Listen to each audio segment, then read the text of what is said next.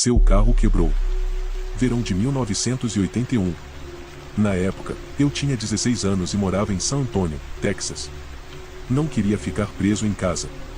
Meu irmão Mark tinha 22 anos, era casado e motorista de caminhão à distância com pouco mais de 3 anos de experiência. Mark e sua esposa foram visitar meus pais e eu um dia antes de ele sair para sua próxima entrega. Querendo ficar longe de meus pais, perguntei a Mark se eu poderia ir com ele em sua viagem. Ele aceitou sem hesitar. De qualquer forma, não tenho passado muito tempo com ele há algum tempo, então essa seria uma ótima maneira de colocar a conversa em dia. Apenas dois caras em uma estrada aberta. Mark estava trabalhando para uma grande empresa automobilística que entregava peças de veículos em todo o Texas. Essa lista de entregas nos fez passar por muitas das cidades maiores e pequenas da região sul do Texas. Partimos em nossa viagem às 8 horas da manhã seguinte. Sua esposa também foi, então não foi exatamente o que eu esperava, mas ainda assim foi bom estar com ele. Ele tinha uma cama em seu caminhão, então foi lá que fiquei sentado durante toda a viagem, enquanto eles estavam seguramente afivelados em seus assentos. Começamos nossas entregas em San Antonio, descemos até Kingsville e fizemos a última parada em Corpus Christi antes de voltarmos para casa. Passava das 22 horas quando saímos de nossa última parada em Corpus. Seriam cerca de 2 horas de viagem pela Interstate 37 para voltar para casa, então decidi tirar um cochilo na cama. Acordei com a esposa de Mark me sacudindo. O caminhão não estava se movendo. Acorde. Olhei para o relógio. Eram 11h13 da noite. Perguntei nervosamente: o que está acontecendo? Um casal lá fora. O carro deles quebrou e seu irmão parou para ajudar. Vá ver se ele precisa de alguma coisa. Desci da caminhonete. Está escuro lá fora, com exceção dos faróis do caminhão e da lanterna que meu irmão está segurando sob o capô desse carro de 1960. Enquanto caminhava em direção ao meu irmão, percebi que estávamos em um viaduto. Uma brisa fresca repentina me sacudiu um pouco. Vi um casal de idosos hispânicos, talvez na casa dos 60 anos, com meu irmão olhando para o motor. O homem idoso olha para mim: acabamos de voltar de um casamento em Matisse e começamos a ter problemas com o carro. Eu não sabia o que dizer, a não ser: puxa vida. Sua esposa apenas sorriu e me encarou por uns 5 segundos.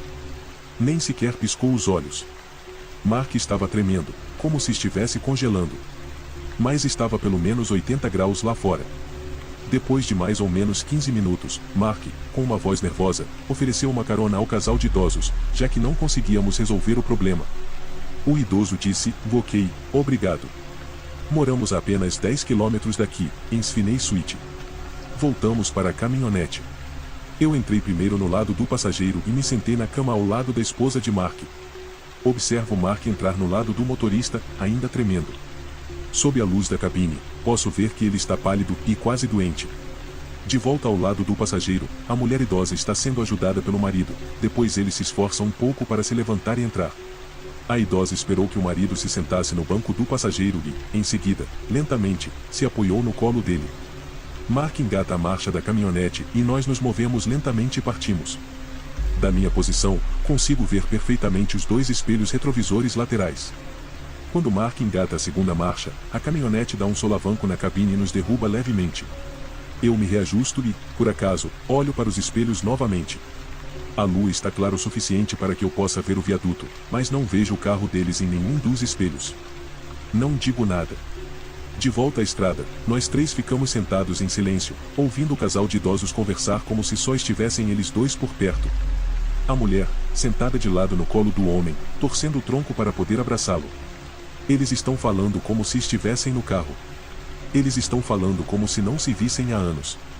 Mudando do inglês para o espanhol e vice-versa.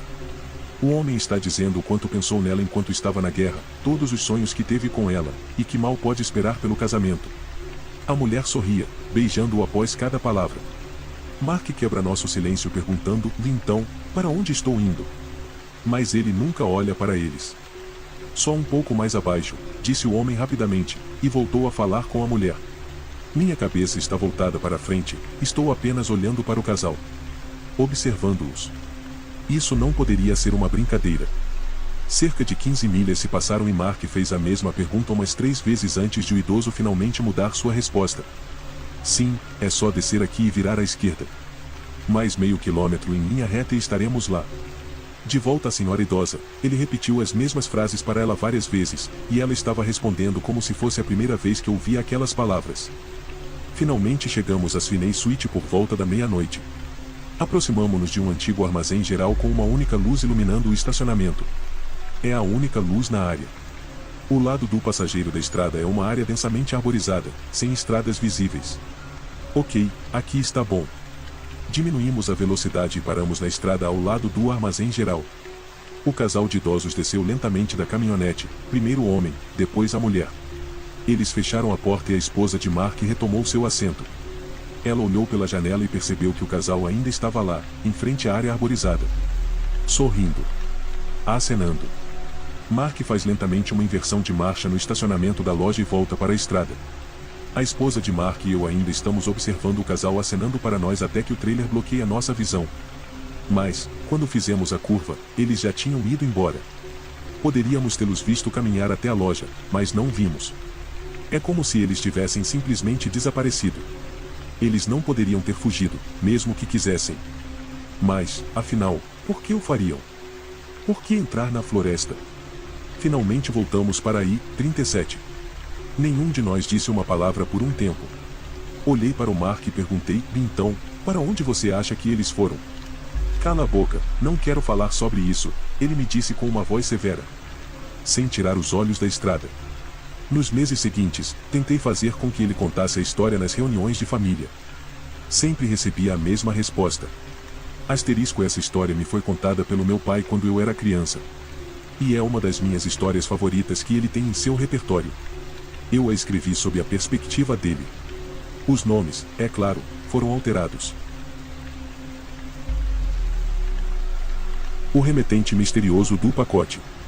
Em um determinado momento da minha vida, vivi em um carro com meu marido e nossos 2 cães. Naquela época, eu trabalhava com meu marido em uma pequena fábrica no meio do nada. Havia apenas alguns funcionários, incluindo meu marido e eu, portanto, era como um ambiente familiar bem unido.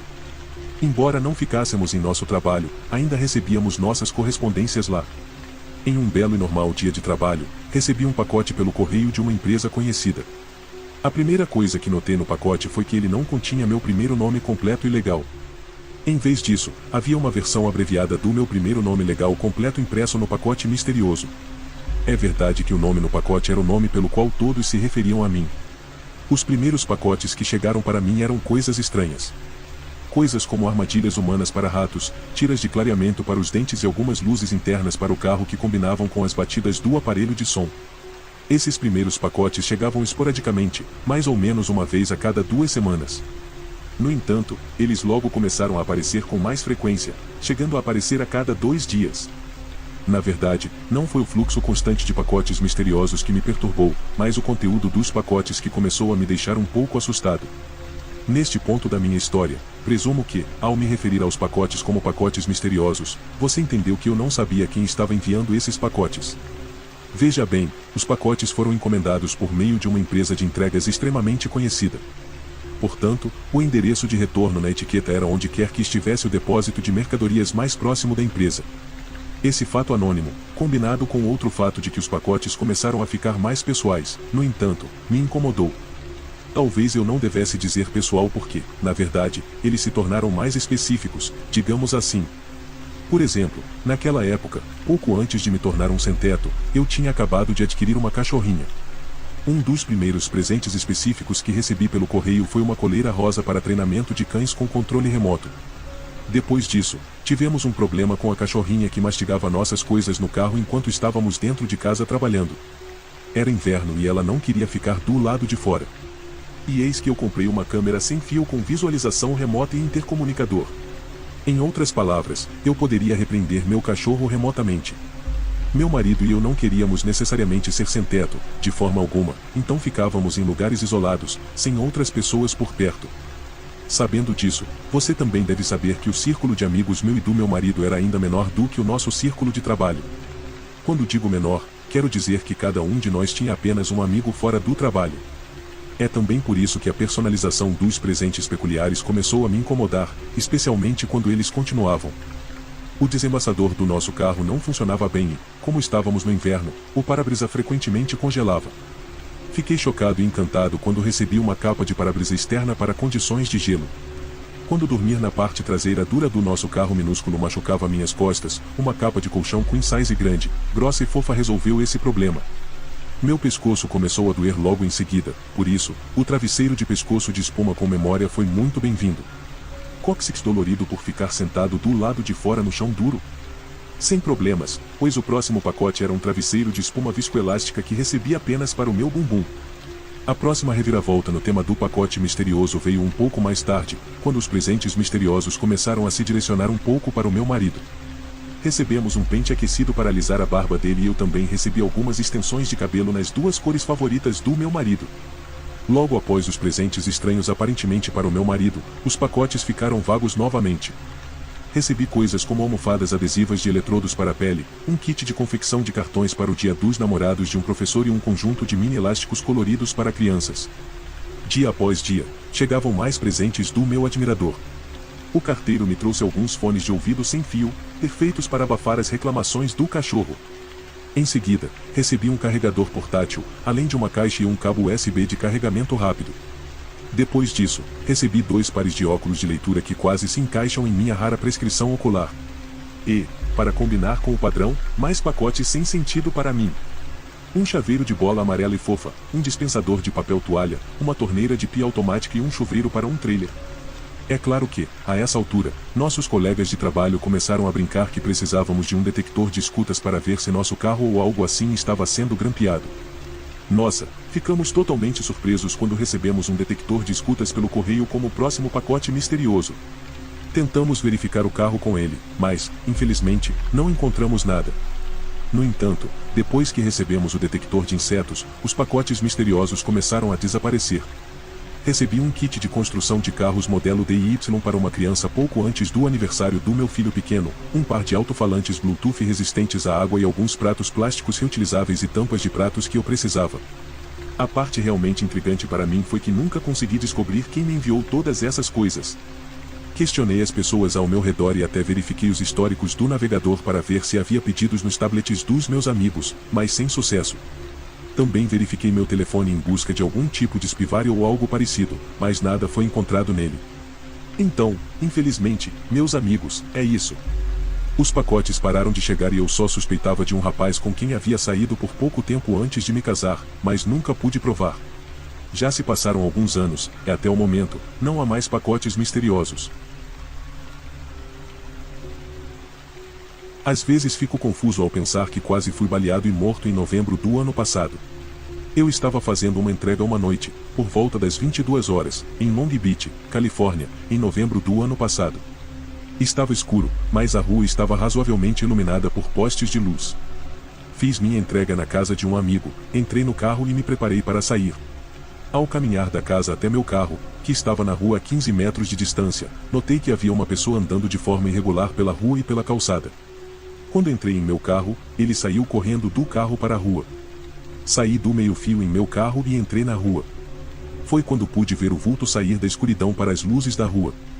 Foi aí que as coisas ficaram assustadoras. Seu braço se levantou e um ponto vermelho brilhou de uma pistola preta em sua mão direita. Ela estava apontada diretamente para mim. Eu dirijo um Hyundai Elantra. O motor é feito de pequenos pedaços de pombo e restos de monitores CRT antigos. Eu sabia que se pisasse no acelerador para atingi-lo, ele teria tempo de atirar. Eu também sabia que não tinha a capacidade de dar ré e sair correndo. Tudo o que eu sabia é que parecia que 1 milhão de anos haviam se passado e eu ainda não estava morto, então algo estava acontecendo. Coloquei o carro em ponto morto e o vi chegar à minha janela com a arma apontada para a minha cabeça. Ainda não estou morto, pensei novamente. Eu estava com a janela abaixada e com as mãos na porta. Sorri e disse algo como "Oi aí". Foi quando ele disse, "Vá, merda, desculpe o cara errado". Ele então pegou minha mão, apertou-a e foi embora.